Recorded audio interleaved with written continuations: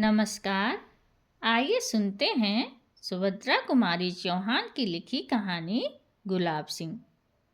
कहानी शुरू करने से पहले कुछ बातें गुलाब सिंह के बारे में। गुलाब सिंह एक 16 वर्षीय लड़का था जिसे ब्रिटिश सरकार ने उस वक्त गोली मार दी जब वह भारतीय ध्वजा के साथ एक जुलूस का नेतृत्व कर रहा था। स्वतंत्रता की राह आसान नहीं थी। न जाने कितने ही आंदोलन हुए, बलिदान दिए गए, तब जाकर यह स्वतंत्रता हमें मिली है। इन्हीं आंदोलनों में से एक था भारत छोड़ो आंदोलन। इस आंदोलन ने भारत में अंग्रेजों की बुनियाद हिलाकर रख दी। खास बात यह थी कि छोटे छोटे शहरों में भी भारत छोड़ो आंदोलन या अगस्त क्रांति की गूंज थी। इसी में 16 वर्षीय गुलाब सिंह ने अपने प्राणों की आहुति देकर अगस्त क्रांति की पहली शहादत दी। तो आइए सुभद्रा कुमारी चौहान की लिखी हुई यह कहानी सुने, गुलाब सिंह। दिन और तारीख की ज़रूरत नहीं। जब हम अमर अनंत की कहानी कहने चलें तब एक दिन और एक तारीख पकड़कर क्यों चलें। उसके घर में पिता था, माँ थी, बहन थी। वह पूरे घर का दुलारा था। एक दिन की बात है, वह बीमार पड़ा। माँ ने उसका खाना बिल्कुल रोक दिया था, पर उसका बार बार कुछ खाने को मांगना छोटी सी बहन से न सहा गया। बहन का जी न माना। वह चुपके से गुड़ और चने चुरा लाई और भाई को खिला दिया। यह बात और है कि उसके बाद भैया का बुखार बढ़ गया, पर वह तो खिला ही चुकी थी। अपने भाई के थोड़े से भी संतोष के लिए वह माँ बाप का गुस्सा सहने को तैयार थी, पर भाई ने भी वह गुड़ चने की बात किसी को न बताई और बहन बताती ही क्यों। खैर, किसी तरह रोग बढ़ते बढ़ते खत्म हो गया। रोग गया और बहन के प्रेम की वह बात सदा के लिए भाई के मन पर छप गई। ऐसी एक नहीं अनेक बातें बहन की, माँ की, पिता की उसके मन पर छपी थी। वह कभी उनसे लड़ता झगड़ता भी, पर आँख के आंसू और मन के रंग उसके अंतस पर छपी तस्वीरों को न धो सके, न धुतला सके। एक दिन ऐसी हवा बही कि मुरझाए हुए मनों में भी नई जान आ गई। एक हवा ऐसी होती है जो मुरझाए हुए पौधों में ताजगी ला देती है, और एक हवा ऐसी होती है जो मुर्दा मन मनुष्यों में नई उमंग भर देती है। यह उमंगों वाली हवा थी। बड़ा भारी जुलूस निकला। कौमी झंडे का जुलूस था वह, पर बादशाह का हुक्म था कि जुलूस न निकले और झंडा न निकले। शहर में आतंक छा गया। बड़ा जालिम था वह बादशाह। बड़ा आया बादशाह, क्यों न निकले जुलूस, क्यों न निकले झंडा। भाई ने बहन से कहा। बहन क्या कहती है उसने सुन लिया। बहन फिर बोली, कौन है यह बादशाह। भैया ने कहा, ओह, होगा कोई।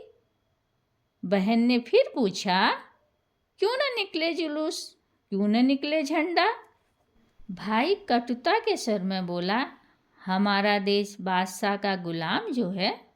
बहन का उत्तर था, तब तो जरूर निकलेगा जुलूस, हम जरूर फहराएंगे झंडा, देखते हैं कौन रोकता है हमें। यह उत्तर था या निश्चय। झंडे की तैयारी होने लगी। बहन ने अपनी पुरानी ओढ़नी फाड़कर झंडे का कपड़ा बना दिया। भाई ने अपने खेलने के डंडे में उसे बांधा। रंग भी लाल पीले चढ़ गए। अब भाई झंडा लेकर चला। अरे भाई, कहाँ जाते हो, हम भी साथ चलेंगे, बहन का आग्रह था। पर बहन, बड़ी दूर जाना है, तुम थक जाओगी। नहीं भैया, नहीं बहन, जुलूस कौन बनवाएगा, तुम झंडा उठाना, हम जुलूस बनाकर चलेंगे पीछे पीछे। नहीं रानी, तुम जुलूस नहीं, तुम एक काम करो, हमको होली का तिलक और अक्षत देकर विदा करो, जैसे कोई राजकुमारी राजकुमार भाई को विदा करती है।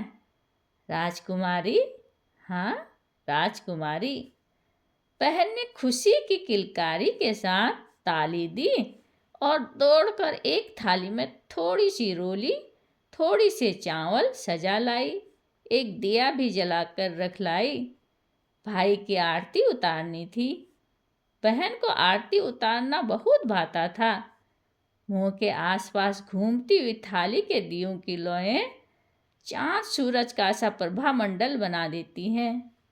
देवताओं के मुंह के आसपास उसने चित्रों में प्रभामंडल देखा था। वैसा ही गोल गोल उजाले का घेरा वह अपने भाई के मुंह के आसपास चमकता हुआ देखना चाहती थी। बहन ने मुस्कुराते हुए पर गंभीरता से भाई के माथे पर रोली का तिलक लगाया, चावल बिखराए, आरती की और बीड़ा पान का खाने को दिया।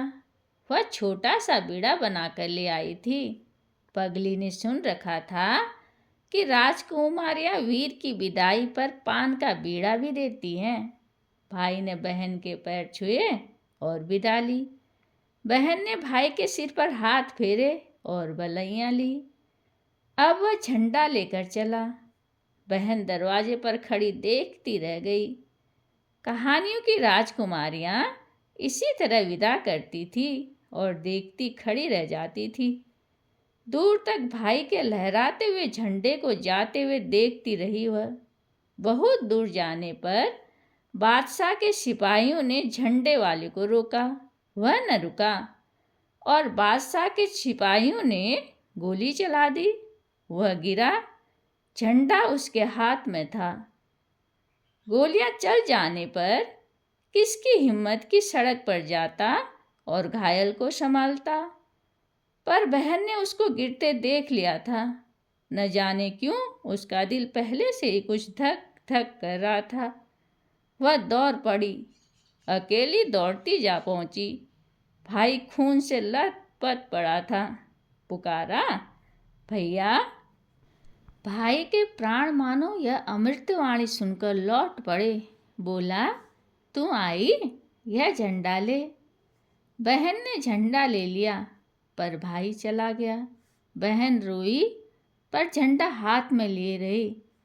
बादशाह के सिपाही मानो गढ़ जीत कर चले गए थे। अब बहुत से लोग आए, अर्थी उठी। सामने भाई की बहन वही झंडा लिए चल रही थी। बादशाह का हुक्म था कि जुलूस नहीं निकलेगा, कौमी झंडा नहीं निकलेगा। पर जुलूस निकला, झंडा भी निकला। यह कहानी कहाँ की है, किसकी है, हम क्या बताएं? यह फ्रांस की राज्य क्रांति हो सकती है, यह रूस की राज्य क्रांति हो सकती है, यह हिंदुस्तान की सन 42 की क्रांति भी हो सकती है, क्योंकि यह घटना चिरंतन है, अनंत है। यह जैसे पेरिस में, मॉस्को में, वैसे जबलपुर में हो सकती है।